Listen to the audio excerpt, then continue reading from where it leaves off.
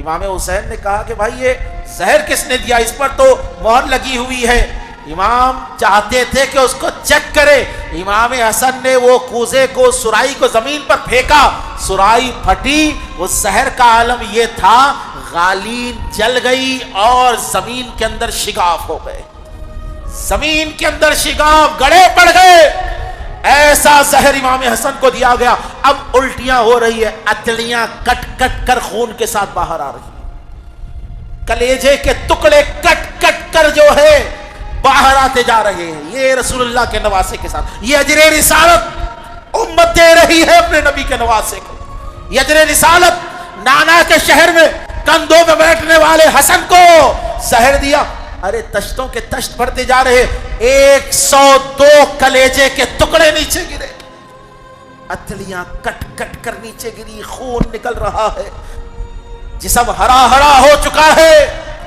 امام حسن مجتبیٰ نے کہا کہ بھائی میں انتقال کر جاؤں گا، میری شہادت ہو جائے گی، مجھے میرے نانا کے بازو میں دفنا دینا، مجھے میرے نانا کے بازو میں گنبد خضرا کے اندر مجھے دفنانا، یہ میری وصیت ہے، دفنا دینا مجھے وہاں پر۔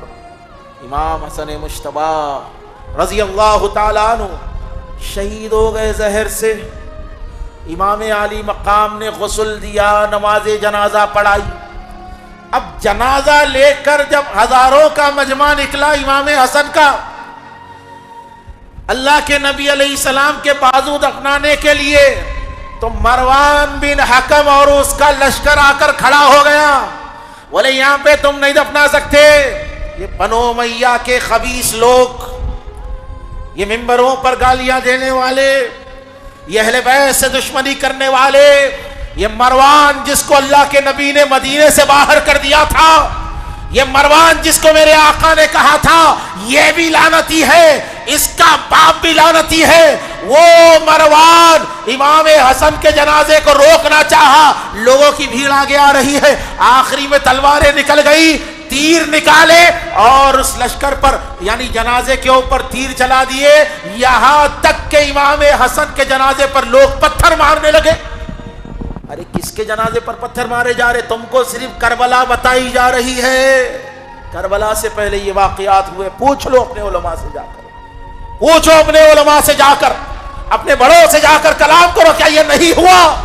یہ ہوا ہے، پتھر مارے گئے جنازے پر، اور جنازے کے اندر تیریں ماری گئی۔ نانا کے پاس نواسہ دفن نہیں ہو سکتا، جس کا مکان ہے وہ دفن نہیں ہو سکتا، پتھر مارے گئے،